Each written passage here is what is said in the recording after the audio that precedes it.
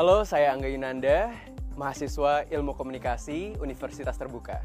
Saya baru saja menyelesaikan studi saya di Ilmu Komunikasi. Terima kasih banyak UT telah memberikan akses edukasi yang sangat menyeluruh kepada pemuda-pemudi Indonesia.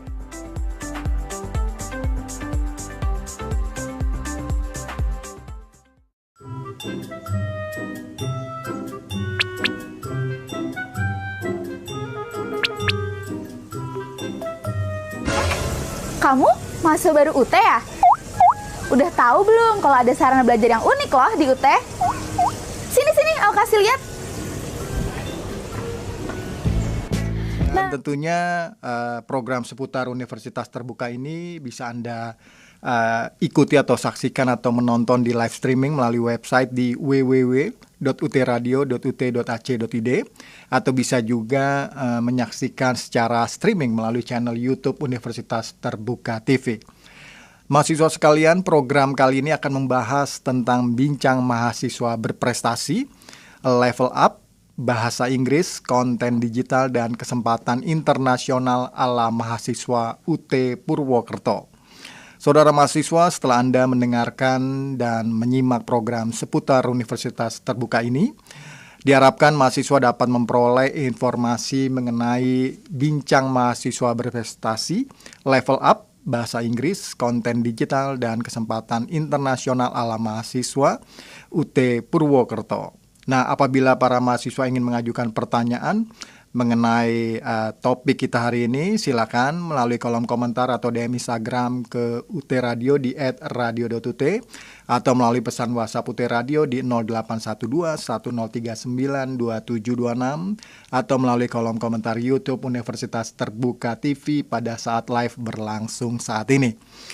Baiklah listeners, kami juga turut pula mengundang Anda untuk tetap mengikuti program kami lainnya dengan cara like dan subscribe pada akun YouTube UT TV. Universitas Terbuka sebagai perguruan tinggi jarak jauh atau PTJJ di Indonesia tidak diragukan lagi keberadaannya. Memiliki jumlah mahasiswa lebih dari 750.000 mahasiswa yang tersebar di berbagai wilayah Indonesia dan luar negeri, makin menambah kepercayaan masyarakat mengenai kualitas pendidikan tinggi di Universitas Terbuka. Mahasiswa UT yang terdiri dari berbagai kalangan, baik usia muda maupun pekerja, banyak yang memiliki prestasi baik di bidang pendidikan maupun di bidang lainnya. Nah, untuk lebih memberikan motivasi kepada UT listeners agar bisa mengembangkan diri dan berprestasi, telah hadir melalui sambungan Zoom meeting. Ada yang sangat luar biasa pastinya ini, mahasiswa UT Purwokerto, ada Mas Satria Adi Pamungkas, mahasiswa S1 Prodi Pendidikan Bahasa Inggris UT Purwokerto. Ini juga yang juga aktif sebagai konten kreator dan mahasiswa penerima ASEAN Week program FPT di Da Nang, Vietnam. Assalamualaikum Mas Satria. Waalaikumsalam warahmatullahi wabarakatuh. Halo teman-teman semua. Iya. Terima kasih ya sudah agak menunggu lama karena ada sedikit gangguan teknis tadi. Aman ya. Baik. Gimana kabarnya Mas Satria? Alhamdulillah sangat baik. Never been this good. Hari ini what a beautiful day karena bisa bertemu dengan semua di sini dan terutama juga Mas Dedi di sini ya. Iya. Salam kenal dari saya juga Mas Satria ya.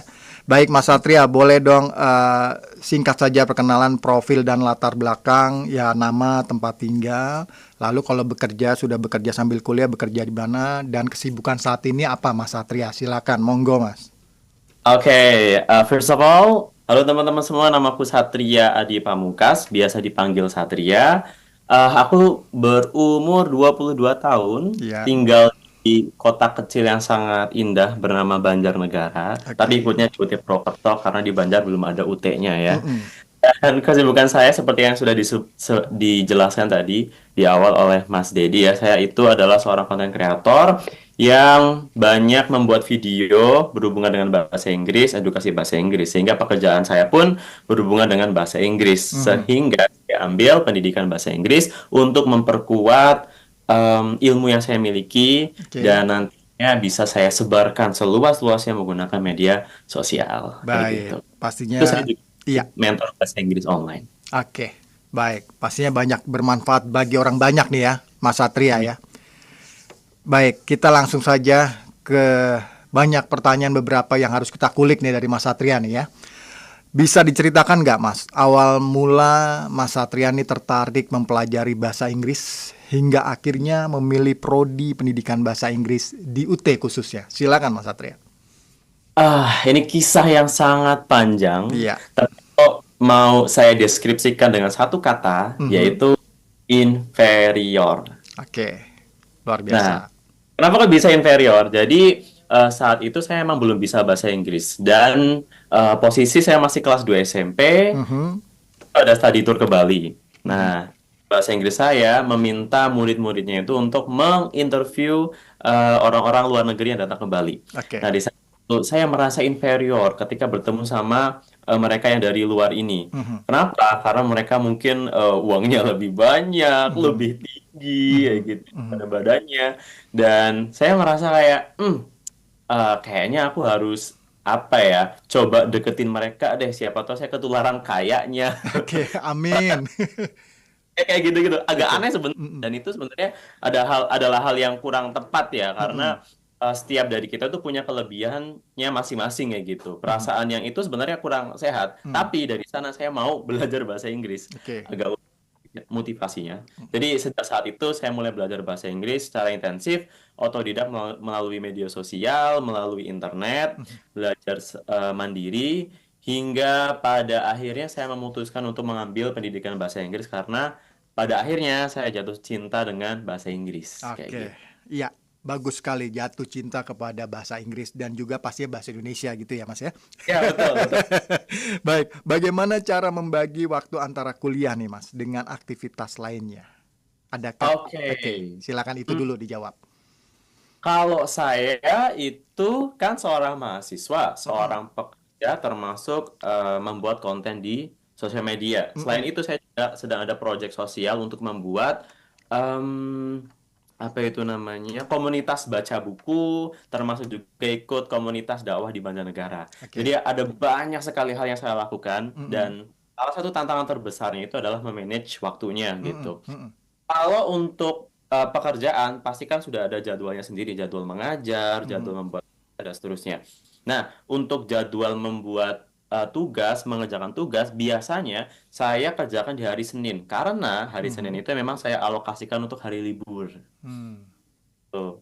Jadi, Berarti hari ini ya, hari ini ya, hari Senin iya ya. betul. Ah, Alhamdulillah tugasnya udah selesai nih iya, kemarin. iya. Udah close gitu. Oke. Setiap hari Senin saya kerjakan semua tugas diskusi maupun tugas tuton di hari itu satu hari semuanya selesai. Dan itu jadi salah satu poin plus karena semakin cepat kita mengerjakan kayaknya bakal dinotis lebih apa ya, bakal diingat gitu sama Iya, dosen. iya. Anak yang upload awal-awal nih kayak Betul, gitu. betul. Niat gitu kelihatannya. Dan itu sih yang saya lakukan. Jam-jam bekerja sudah saya tentukan. Kemudian khusus untuk UT di hari Senin untuk mengerjakan tugas-tugas. Iya. Gitu. Baik, memang kalau kita mengerjakan sesuatu atau tugas lebih awal itu ke belakangnya juga kita udah nggak ada beban gitu ya Mas ya. Ya. Gitu ya Mas ya. Jadi lega gitu loh, udah selesai semua tugas.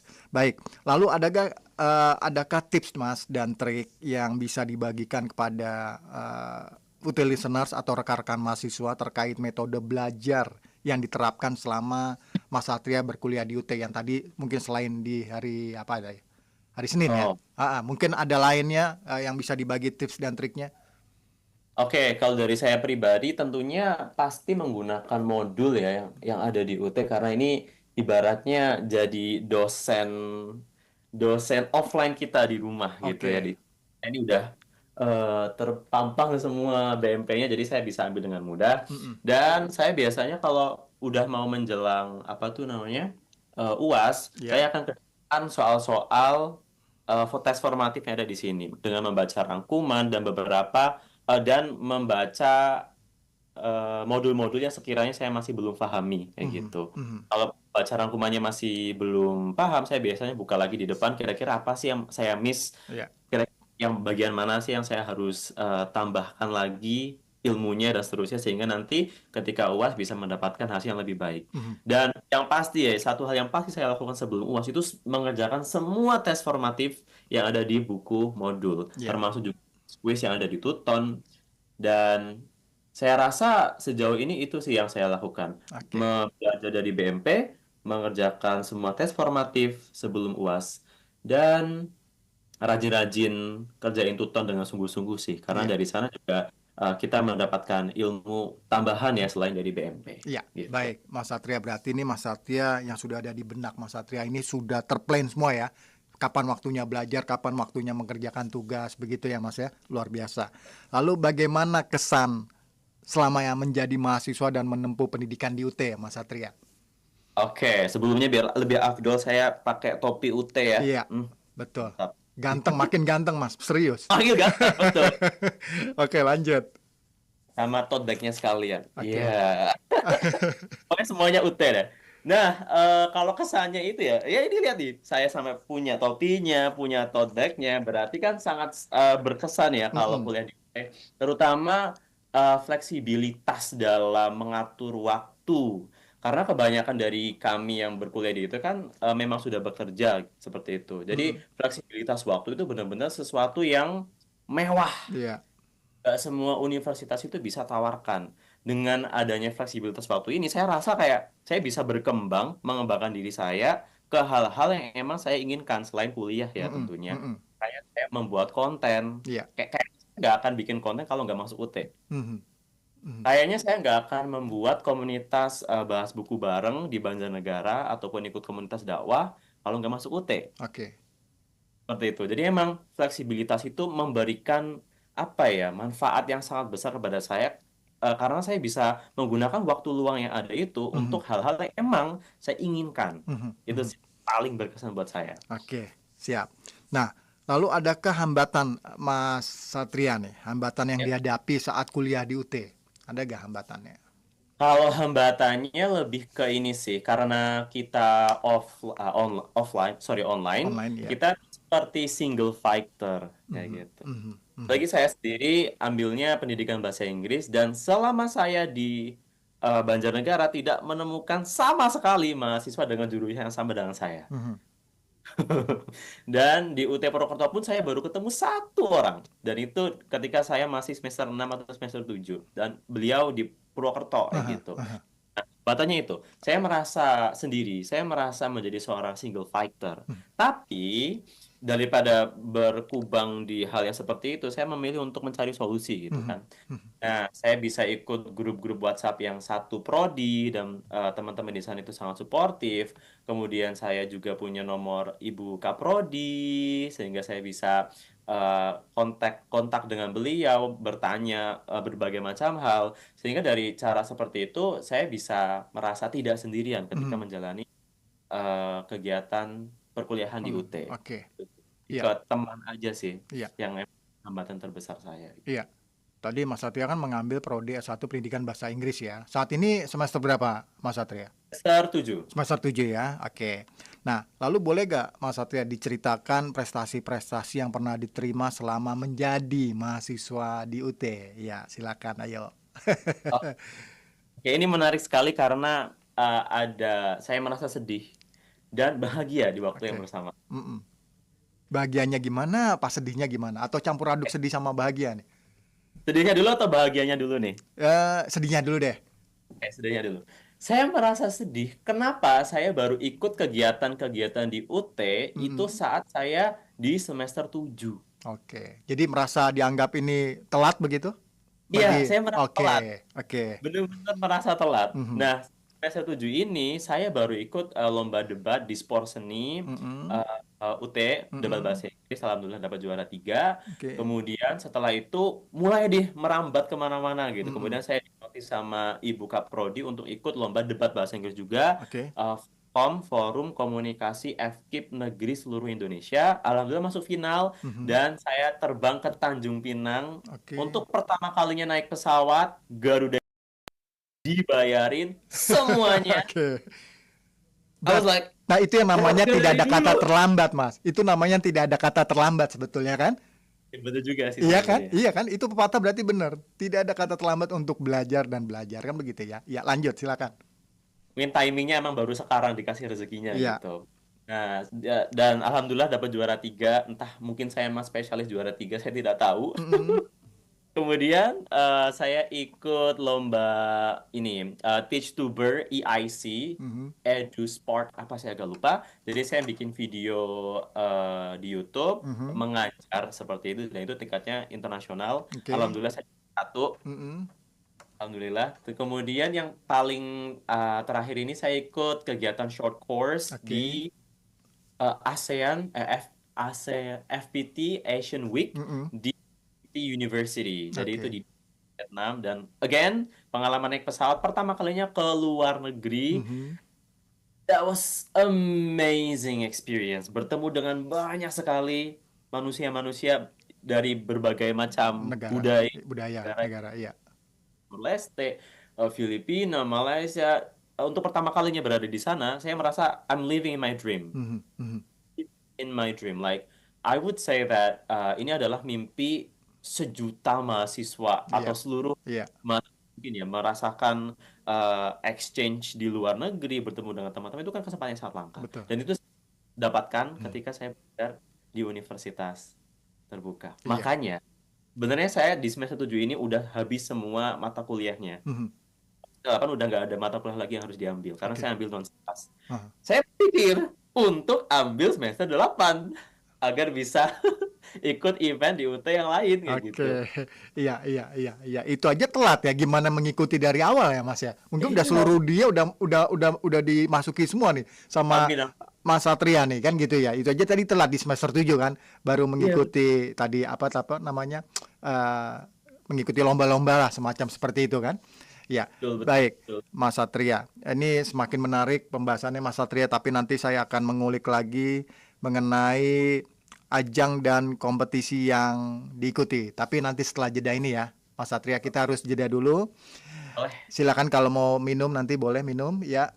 Baiklah UT listeners, jangan kemana-mana, tetap di UT Radio Open Education Station for All.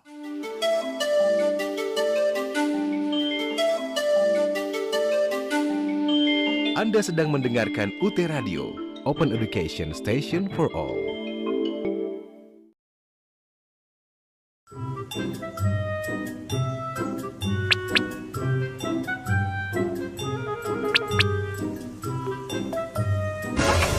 Kamu mahasiswa baru UT ya? Udah tahu belum kalau ada sarana belajar yang unik loh di UT? Sini, aku kasih lihat. Nah, ini nih UT Radio. Di sini kamu bakal dapat banyak hal loh. Kamu bisa dapat informasi seputar universitas terbuka di program seputar UT. Mulai dari orang-orang inspiratif di UT sampai kupas tuntas tentang daftar ulang. Terus, kamu juga bisa belajar loh lewat program tutorial radio. Semua fakultas, bahkan sampai pasca sarjana juga bisa belajar di sini. UT Radio nggak cuma nyediain itu doang sih. Di sini juga ada Coffee Break, tempat kamu belajar hal-hal menarik dari pakarnya.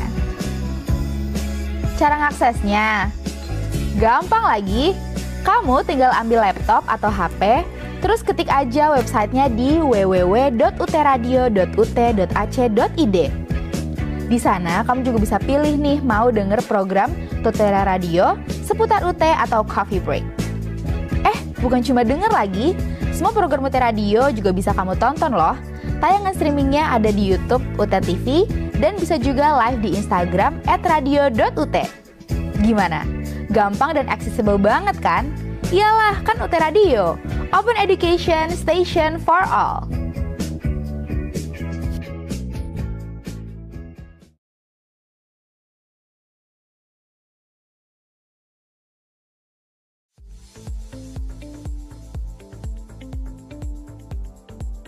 Halo, saya Angga Yunanda, mahasiswa Ilmu Komunikasi Universitas Terbuka. Saya baru saja menyelesaikan studi saya di Ilmu Komunikasi. Terima kasih banyak UT telah memberikan akses edukasi yang sangat menyeluruh kepada pemuda-pemudi Indonesia.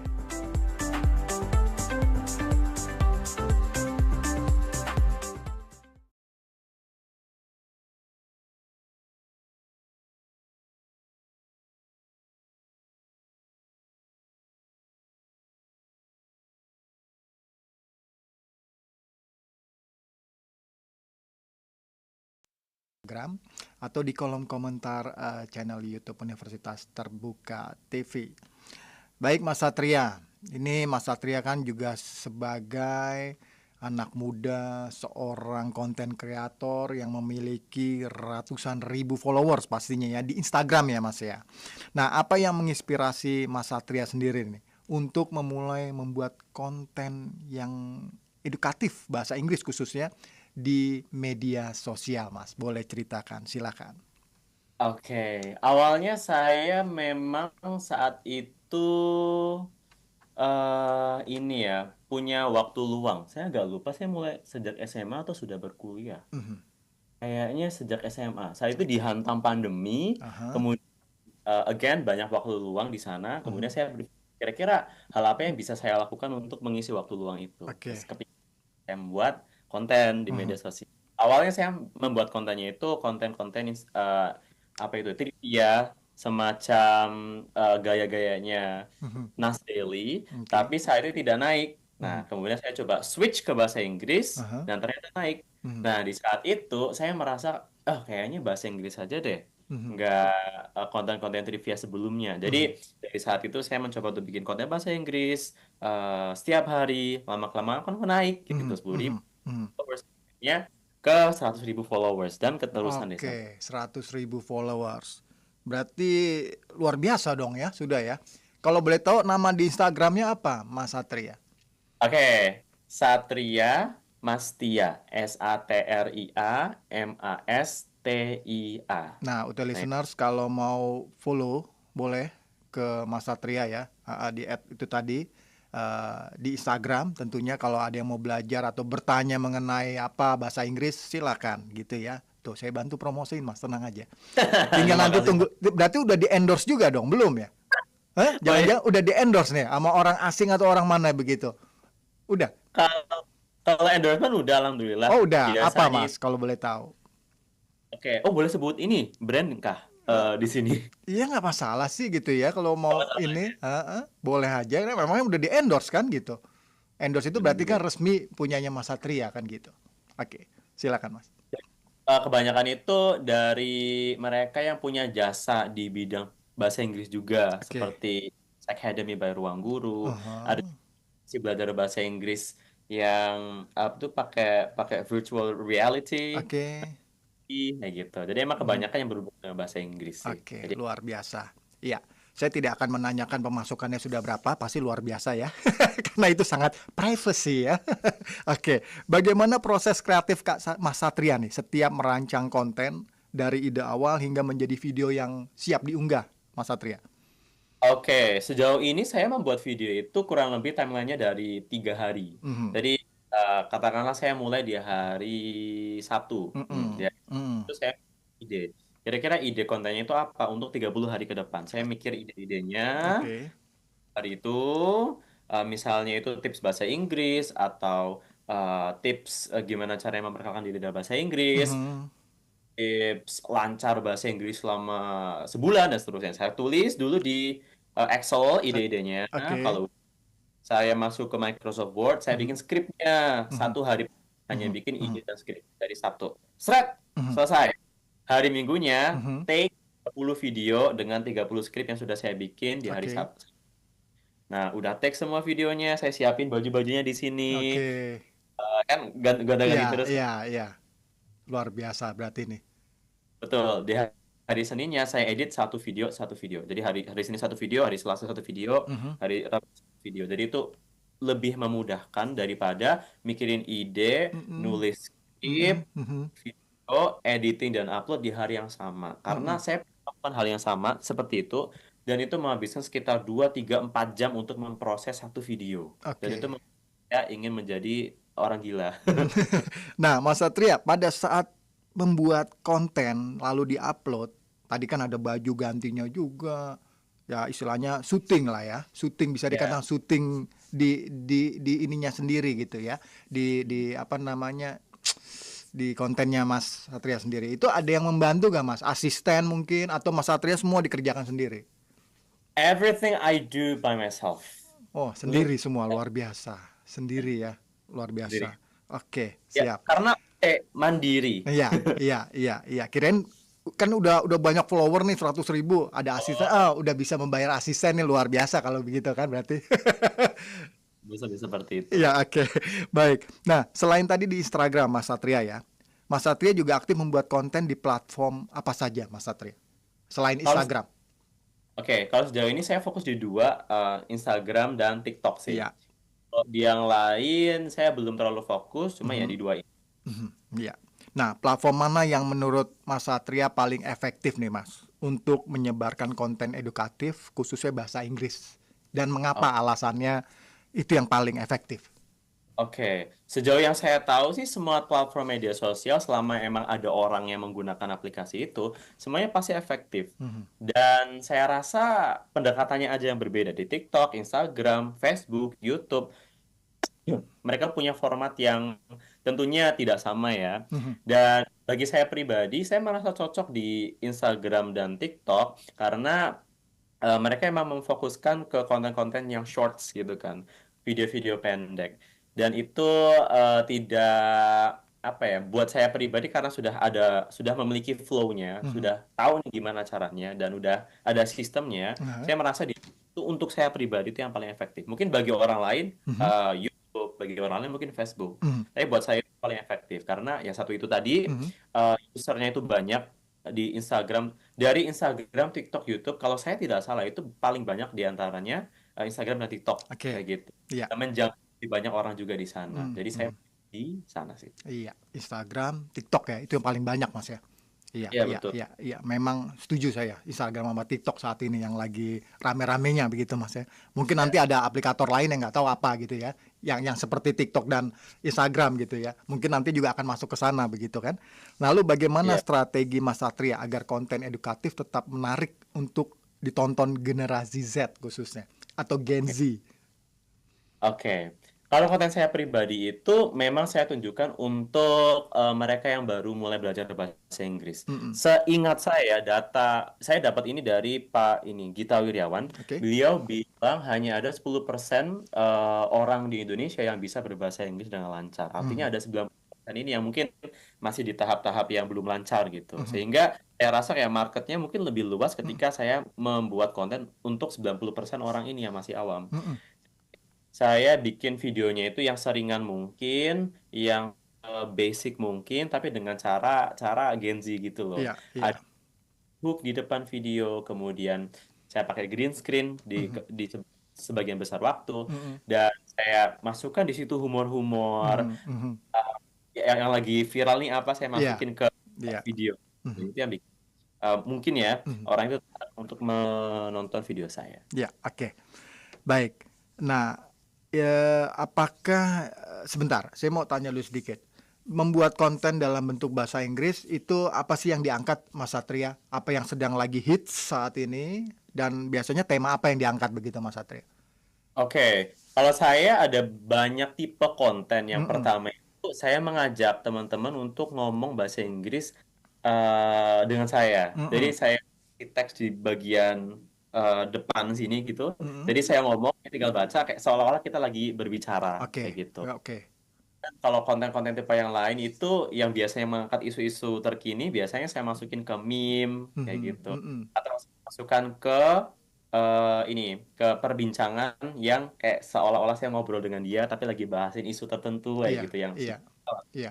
ya gitu sih. Itu biasanya Oke. saya. Iya, berarti emang ide kreatif itu harus mulai udah keluar semua gitu ya Mas ya dalam pembuatan konten. Oke.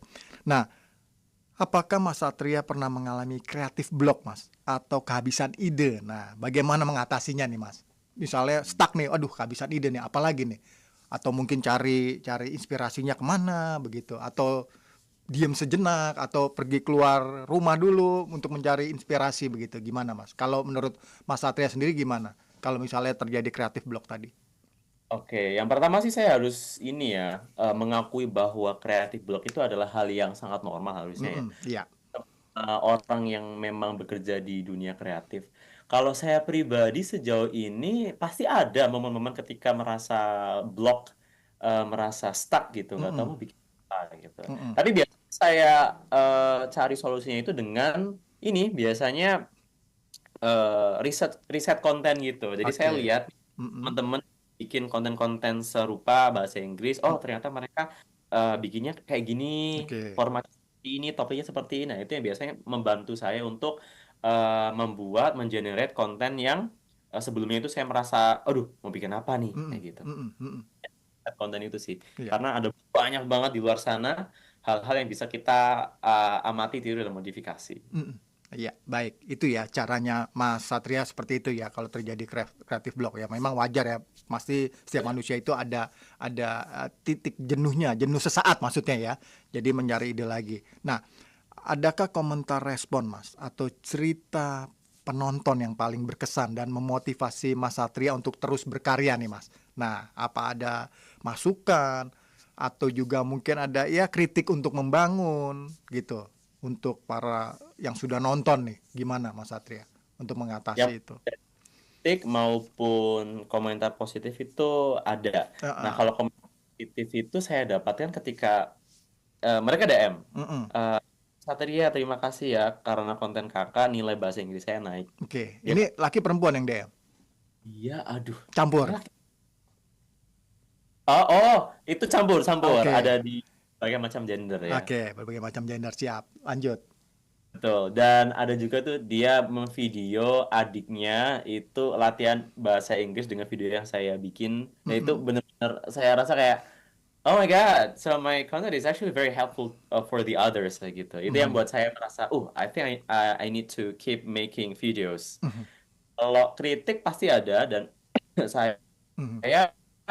eh, bagian besar kritik itu saya dapatkan yang membangun sih. Mhm. Misal ada konten yang kiranya saya salah menyampaikan, ada yang mengkritik, Mhm. ada yang saat itu juga membenarkan pronunciation saya karena ada yang kurang tepat, dan itu Oke. saya terima, saya Iya. kan karena dari sini saya tidak memposisikan diri sebagai seorang expert, Mhm. tapi sebagai teman belajar. Belajar, betul.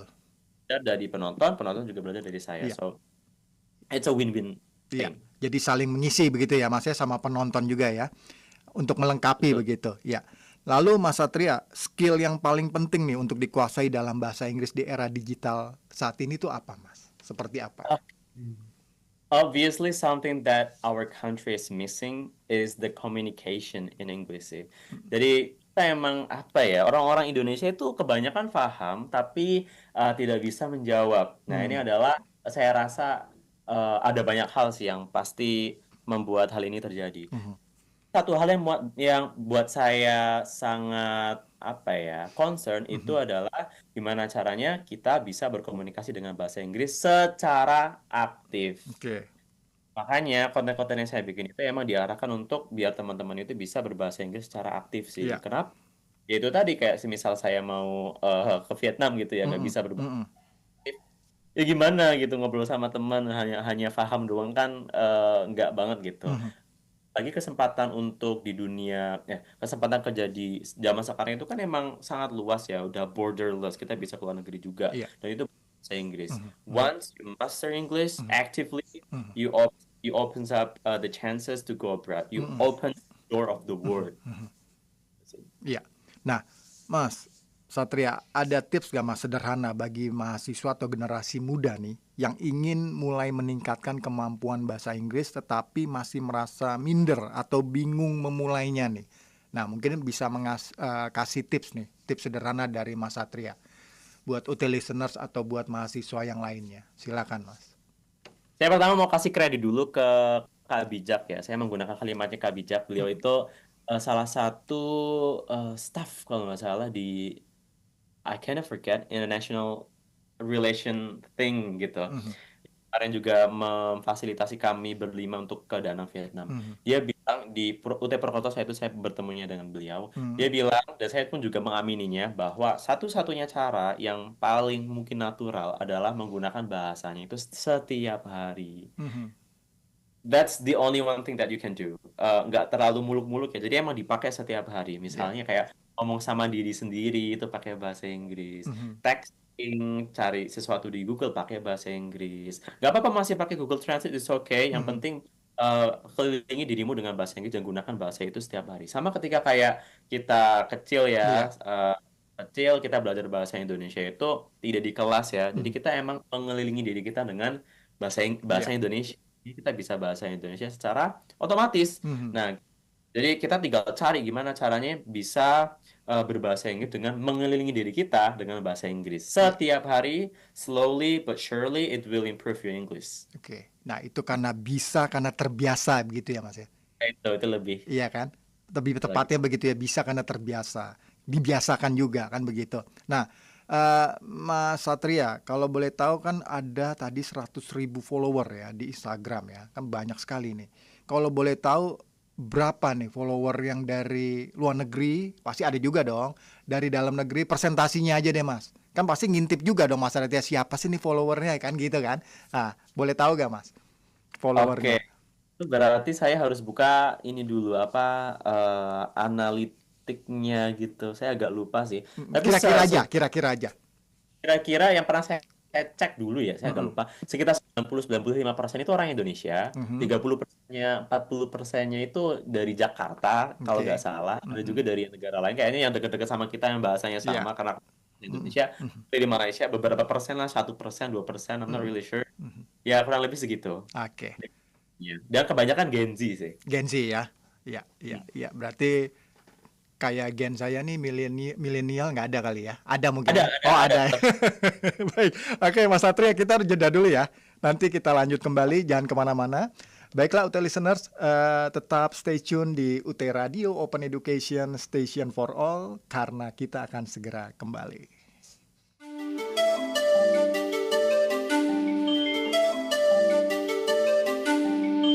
Anda sedang mendengarkan UT Radio Open Education Station for All.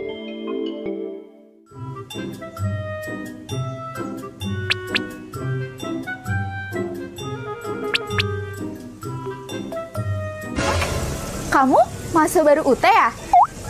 Udah tahu belum kalau ada sarana belajar yang unik loh di UT? Sini, aku kasih lihat. Nah, ini nih UT Radio. Di sini kamu bakal dapat banyak hal loh. Kamu bisa dapat informasi seputar universitas terbuka di program seputar UT. Mulai dari orang-orang inspiratif di UT sampai kupas tuntas tentang daftar ulang.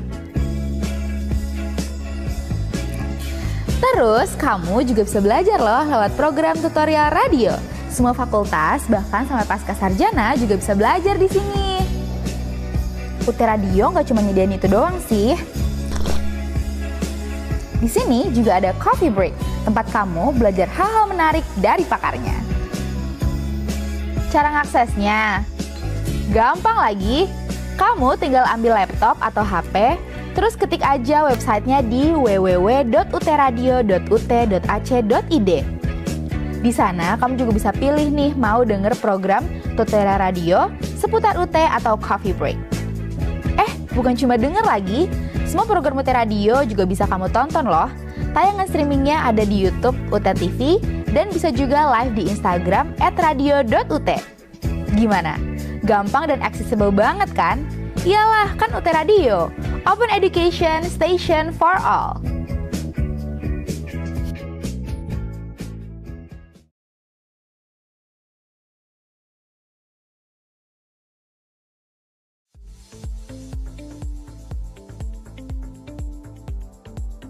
Halo, saya Angga Yunanda, mahasiswa Ilmu Komunikasi Universitas Terbuka. Saya baru saja menyelesaikan studi saya di Ilmu Komunikasi. Terima kasih banyak UT telah memberikan akses edukasi yang sangat menyeluruh kepada pemuda-pemudi Indonesia.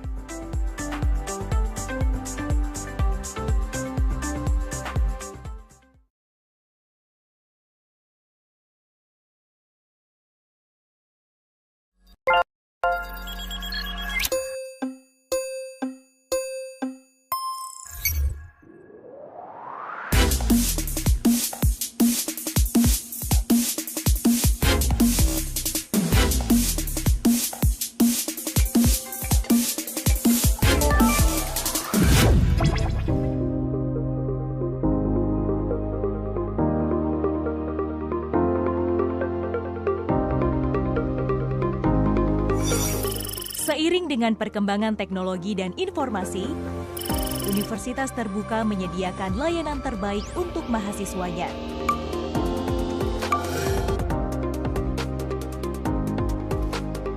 UT menghadirkan salah satu aplikasi keunggulan yang bernama MyUT. Aplikasi MyUT ini hadir untuk mempermudah mahasiswa dalam mendapatkan berbagai informasi yang berhubungan dengan perkuliahan. Berbincang dengan bincang mahasiswa berprestasi dengan topik level up bahasa Inggris, konten digital, dan kesempatan internasional ala mahasiswa UT Purwokerto. Mas Satria, kita lanjut kembali Mas Satria ya. Siap. Oke, Mas Satria, ini kan Mas Satria nih belum lama ini kan mengikuti ajang ASEAN Week program FPT Vietnam ya, yang tadi sudah disinggung di awal ya. Ini kan bagus banget nih, keren banget kan gitu ya. Bisa diceritakan nggak Mas, bagaimana perjalanan hingga akhirnya Mas Satria ini terpilih dalam program bergengsi ASEAN Week FPT di Da Nang, Vietnam. Nah, ceritakan prosesnya Mas, dari pendaftarannya hingga pengumuman bisa terpilih gitu loh Mas. Silakan. Oke, yang pertama saya bikin paspor dulu di tahun 2024. Bulan Juli. Saya bikin paspor dulu aja, nggak tahu mau berangkat kapan, tapi aku yakin besok-besok entah kapan bakal keluar negeri. Iya. Nah, ini berarti mimpi itu terwujud. Betul. Iya kan? Iya. Akhirnya bisa. Iya. Nah, saya dapat informasi dari Ibu Ezi. Kalau tidak salah, Miss Ezi, salah satu dosen di FK Pendidikan Bahasa Inggris, dan Budian kalau saya tidak salah. Antara beliau berdua itu. Nah, saya dapat dari mereka, kemudian saya berpikir, aduh, ini kesempatan nih. Iya. Daftar nggak ya? Gitu. Akhirnya saya daftar, mengikuti seleksi berkas. Iya. Upload paspor, kemudian mengisi apa itu namanya motivation letter, mengisi apa saja yang sudah kita lakukan selama ini, CV dan seterusnya. Akhirnya terpilihlah 5 orang dari UT yang berbeda ya. Saya salah satu-satunya dari FKIP, perwakilan FKIP. Makanya saat itu teman-teman Bapak Ibu dosen di FKIP itu sangat senang karena ada representasinya. Kenapa? Sangat jarang karena banyak dari mahasiswanya emang udah jadi guru kerja sehingga susah untuk izin kayak gitu sih. Akhirnya terpilih menjadi delegasi FKIP UT untuk short course di FPT University ini, ASEAN yaitu FPT. Iya, singkat saja Mas. Pada waktu itu di ASEAN Week FPT di Da Nang, Vietnam ini, Mas Satria apa saja yang dilakukan di sana? Singkat saja. Kita yang pertama ada semacam short course gitu, seminar gimana caranya membangun resiliensi sebagai mahasiswa di tengah gempuran akademik. Kemudian cultural exchange, kita bertukar budaya. Saat itu dan teman-teman membawa tari poco-poco dan pacu dalur. Alhamdulillah dapat first place, the best cultural performance saat itu, melawan banyak sekali budaya saat itu. Dan apalagi ya saat itu kita bertukar jajan-jajan. Nah, ini dari juga seru banget pokoknya deh. Iya, kayak bertukar souvenir gitu ya Mas ya, jajanan gitu ya. Kurang lebih di 2 hal itu. Kita ada shop dan pertukaran budaya. Mantap, luar biasa. Berarti memang ajang itu tidak membosankan pastinya ya. Seru pastinya. Saya udah bisa kebayangin gini. Iya. Itu panitianya luar biasa. Jadi memang ada hiburannya sedikit begitu ya. Gitu. Oh ya, satu lagi saya lupa, kita explore Vietnam. Nah, ketinggalan. Iya. Marketnya dan ke Dragon Bridge, di situ ada jembatan yang ada naganya gitu dan bisa ngeluarin api gitu. Keren banget pokoknya. Berapa hari waktu itu Mas? Kita kalau di Vietnam 4 hari. Kalau di total dengan perjalanan transit, naik pesawatnya 4 kali itu sampai 7 hari lah. Seminggu lah ya. Lalu apakah kemampuan bahasa Inggris Mas Satria ini menjadi poin plus dalam terpilihnya Mas Satria menjadi salah satu peserta ASEAN Week program FPT Vietnam? Pastinya, karena ini kan lingkup eventnya itu emang internasional. Jadi emang kemampuan bahasa Inggris itu ya mau nggak mau harus kita miliki Iya. kayak gitu. Saya yakin dari panitia yang menyeleksi melihat bahasa Inggris kita semua kayak gitu. Dan kita juga yang ingin mendaftar pasti sudah kepikiran dulu kan. Ini internasional. Kalau nggak bisa bahasa Inggris nanti eman-eman. Sayang. Iya. Bisa komunikasi semuanya nanti malah tidak maksimal seperti Betul. itu. Saya biasanya yang sudah daftar itu emang kemampuan bahasa Inggrisnya sudah adalah minimal untuk percakapan sehari-hari. Iya, nggih, Mas. Nggih. Eman-eman ya tadi ya. Wong cowok ya. Baik, ada berapa orang yang terpilih, Mas, dalam program ini, Mas Satria? Dan Oke. ya, silakan. Ada 5 orang, 1 FKIP, 3 dari FST, satunya lagi dari, aduh saya lupa fakultas apa. Saya dari UT Purwokerto, yang lain dari Malang, Semarang, dan 2 dari Jakarta. Oke. Nah, 5 orang pilih. Oke. Dan itu yang berangkat begitu ya? Betul. Iya, baik Mas Satria. Aktivitas apa saja Mas Satria? Nah, ini tadi ya, yang diikuti selama program tersebut dan keterampilan apa yang paling banyak diasah. Nah, Yang pasti yang paling membuat saya terasah di sana ya, itu adalah membangun komunikasi internasional dengan teman-teman yang ada di sana. Jadi emang menurut saya yang paling penting di sana itu adalah bertemu sama teman-teman dari luar negeri itu. Iya. Jadi kita koneksi, jejaring, kita bertukar sosial media, TikTok, WhatsApp juga termasuk, dan di situ seni untuk bisa mendekati mereka itu loh yang Iya. membuat saya terasa sangat berkesan ya gitu. Iya. Gimana caranya Iya. mendekati orang ini gitu loh, Iya. yang Iya. dari Iya. Punya negara lain biasanya. istilahnya punya teman baru, ya kan, beradaptasi begitu ya Mas ya. Dan mereka punya background yang berbeda-beda dan Beda, itu yang iya. mengasah skill komunikasi itu sih Iya. yang menurut saya paling berkesan gitu. Iya, dan bisa share ilmu juga di situ begitu ya Mas ya. Iya, baik. Lalu Mas, apa nih Mas pembelajaran atau pengalaman paling berharga yang dibawa pulang dari Vietnam selama seminggu di sana tadi Mas Satria cerita ya, untuk masa depan nih Mas? Apa Mas? Pembelajaran atau pengalaman paling berharga apa yang dibawa pulang sepulang dari Vietnam untuk masa depan? Oke, yang pasti pertama kali ke luar negeri itu akan membuka pikiran kita, mata kita yang sebelumnya kita dari tempurung nih akhirnya bisa keluar melihat, oh ternyata gini ya. Kalau dirangkum jadi satu kalimat yang saya pelajari ya, travel far, big. Iya. Bepergianlah yang jauh dan bermimpilah yang besar. Ini kalimat yang saya harus kasih kredit juga ke Ibu Royhatul Milah, dosen pendidikan bahasa Inggris juga. Dia sempat WA ke saya kayak gitu, dan itu langsung set. Ini yang saya kalimatnya itu pas banget dengan apa yang saya rasakan ketika saya berada di Vietnam. Travel far, dream big. So, saya mau menjelajahi berbagai macam tempat di dunia dan bermimpi besar. Oke, iya. Nah, tadi saya belum menyinggung orang tua bagaimana Mas? Nah, kedua orang tua nih pastinya bangga sekali bagaimana. Begitu tahu putranya ternyata juara tadi itu ya, ASEAN itu ada beberapa juara yang diikuti. Gimana Mas perasaan orang tua? Obviously they are very happy. Orang tua mana tidak bahagia ketika Betul. melihat prestasi ya. Iya. Kalau Vietnam saya nggak bilang-bilang, tiba-tiba udah diterima aja, terus saya bilang Oke. ya pasti mereka sangat bangga, sangat senang. Apalagi saya juga bawa oleh-oleh di sini, walaupun saya belum kasih ke mereka. Nanti habis ini saya. Ya pasti mereka sangat mendukung, sangat open dan strict parents ya tentunya. So everything that I want to do, as long as it's good, just go for it. Ya gitu sih. Pokoknya selama baik, bagus, hajar. Hajar, ya, sip. Mendukung orang tua pasti ya.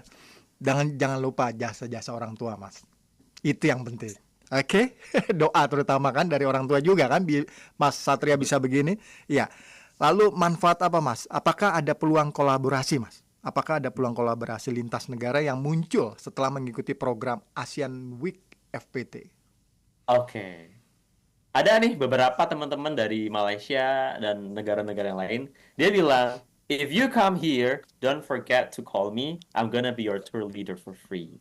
Jadi kalau semisal saya nanti berkunjung ke negara mereka, jangan lupa hubungi mereka. Nanti Iya. mereka akan menyediakan waktu untuk jadi teman selama saya di sana. Nah itu yang mungkin langka ya, Iya, karena iya, saya di negara harusnya kan sendirian nih, saya nggak kenal siapa-siapa. Tapi iya, setelah koneksi internasional ini, a lot of chances are open gitu. iya. Jadi kesempatan yang belum terbuka akhirnya bisa terbuka. Nggak Mhm, cuma itu tadi. mhm. Saya rasa pasti akan tetap ada kesempatan-kesempatan kolaborasi dengan format yang berbeda. Iya, Cuma baik. luka buka tadi itu satu. Kalau Mhm. saya ke sana ada temannya, nanti Iya, bisa ngintilnya dia. iya, betul. Dan mereka pastinya udah siap menjamu Mas Satria Iya. datang di sana kan begitu ya secara tidak langsung. Baik. Lalu manfaat apa Mas yang diperoleh, yang bisa diperoleh dan dirasa setelah tadi ya mengikuti program ini? Pastinya banyak manfaatnya Mas ya. Ya, jelas. Yang pasti dan yang utama sih, saya merasa bahwa apa ya, dunia ini terlalu luas untuk tidak dikunjungi, ya Mhm, gitu loh. mhm. Jadi punya satu hal yang emang saya ingin wujudkan, saya ingin travel ke banyak sekali tempat gitu, belajar di sana. Dan itu sih satu hal yang bikin saya merasa, oke, ini waktunya emang saya harus menjelajah ya gitu. Mhm, Saya harus dari berbagai macam tempat, orang dan budaya. mhm, Itu yang membuat saya merasa kayak, wow, I think this is worth it. mhm. Gitu sih. Iya, baik. Lalu selanjutnya Mas Satria akan tetap mengikuti program serupa, Mas Satria? Oi, jangan Pastinya ditanya. terus Tadi ya. saya juga bilang mau ambil semester 8 kan. Siapa Ya. tahu kita lain privilege sebagai mahasiswa itu harus digunakan sedini mungkin ya. Oke. Pasti terus lanjut terus nih Mas ya. Kalau ada lomba-lomba di mana ikuti terus gitu ya Mas ya. Pastinya. Ajar. Iya, hajar, betul, setuju. Semangat berarti Mas Satria, bagus. Nah, dalam 5 sampai 10 tahun ke depan Mas Satria nih. Apa visi besar yang ingin Mas Satria raih baik dalam karir pendidikan maupun sebagai konten kreator edukatif global? Silakan Mas. Pasti kan punya mimpi-mimpi nih, punya cita-cita. Iya kan, boleh dong cita-cita setinggi langit, pasti nanti kan juga akan amin kalau terwujud kan begitu ya Mas ya. Silakan Mas. Kalau saya sih mau jadi dosen ya, dosen pendidikan Oke. bahasa Inggris. Kemudian nanti punya bisnis yang juga bergerak di bahasa Inggris. Karena saya mau as many Indonesians as possible go abroad, as many Indonesians as possible they speak English fluently. Jadi saya mau banyak orang Indonesia itu bisa bahasa Inggris. Makanya saya mau fokus di hal ini, fokus di kebahasa Inggrisan dan harapannya semakin banyak orang bisa berbahasa Inggris itu meningkatkan apa ya, memajukan Indonesia ya. Dan itu Iya. sepanjang yang saya tahu itu juga semakin banyak orang yang bisa bahasa Inggris di suatu negara itu berkorelasi positif dengan kemajuan sebuah Bangsa, bangsa. iya. Nah, karena mereka punya kunci yang bisa membuka pintu dunia gitu loh. Iya. Mereka bisa Iya. explore sekali chances, opportunities out there, dan bisa bersaing secara global. Mhm. Dan tentunya saya berharap semakin banyak orang Indonesia itu bisa keluar negeri dan terbuka matanya gitu loh. Oh ternyata di luar sana itu ada budaya yang berbeda, Mhm. ada hal-hal menarik yang emang harus dieksplor. Mhm. Nggak hanya ada di Indonesia. Tentu Indonesia sangat indah ya Iya. pastinya. Iya. Tapi juga untuk cobain deh ke luar negeri. Iya. Ya itulah saya mau sebanyak mungkin orang Indonesia bisa berbahasa Inggris. Iya. Baik. Nah, ini saya ada beberapa pertanyaan nih, sudah habis pertanyaan tapi tinggal pertanyaan penutup. Tapi sebelum closing statement Mas Satria, saya mohon izin membacakan di channel YouTube nih ada yang sudah menyimak ya, karena mungkin juga masih pagi hari banyak yang sibuk. Ini ada Juyanto OM8MD hadir ya, terima kasih ya. Untuk saat ini belum ada pertanyaan. Nah Mas Satria, sebagai pertanyaan penutup Mas, pesan motivasi Mas, apa yang ingin Mas Satria sampaikan kepada mahasiswa UT dan anak muda di Indonesia khususnya yang ingin menciptakan peluang internasional level kemampuan bahasa dan kreativitas digital? Silakan Mas. Oke. First of all, aku mau bilang, dan ini juga apa ya, kalimat yang saya dapatkan pertama kali dari pesan otomatisnya UT. Teringat sekali sampai sekarang ya. Iya. Pesan itu saya ingat sekali, pesan otomatis ya, bilang mungkin UT bukan pilihan pertama Anda. Jadi, saya agak lupa kalimatnya gimana. UT bisa jadi tempat yang terbaik untuk Anda. Kurang lebih seperti itu. Dan itu terngiang sekali di kepala saya sampai sekarang. Yang pasti mau dimanapun kalian berada, kalau kalian berlian, kalian tetap akan menjadi berlian.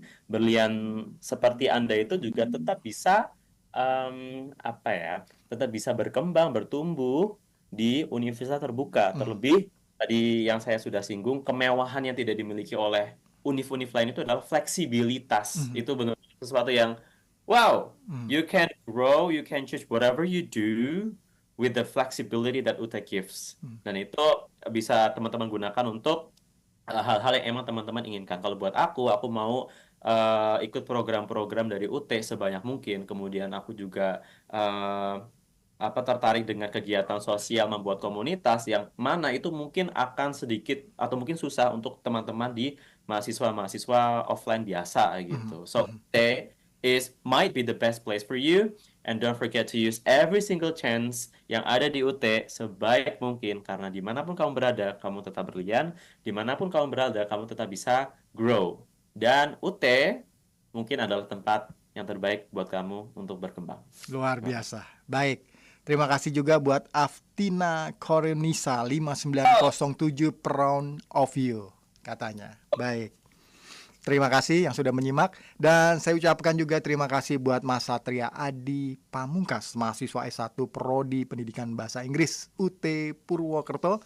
Salam sehat selalu Mas, dan sukses selalu di ajang-ajang perlombaan atau event di berikutnya ya, dan juga sebagai konten kreator, dan apa yang dicita-citakan semoga tercapai, begitu Mas Satria. Terima kasih Mas Satria. Sekali lagi salam sehat selalu, dan salam buat keluarga di rumah pastinya, kedua orang tua. Terima kasih ya. Assalamualaikum warahmatullahi wabarakatuh. Waalaikumsalam warahmatullahi wabarakatuh. Thank you semuanya. Bye-bye. Baiklah UT listeners, sampai di sini saja program seputar Universitas Terbuka. Terima kasih yang sudah menyimak di channel YouTube Universitas Terbuka TV, lalu juga ada di IG dan juga di WhatsApp pastinya ya, mengikuti program ini. Terima kasih banyak, dan saya juga di sini Dedi Herlimanto pamit undur diri. Terima kasih. Wassalamualaikum warahmatullahi wabarakatuh.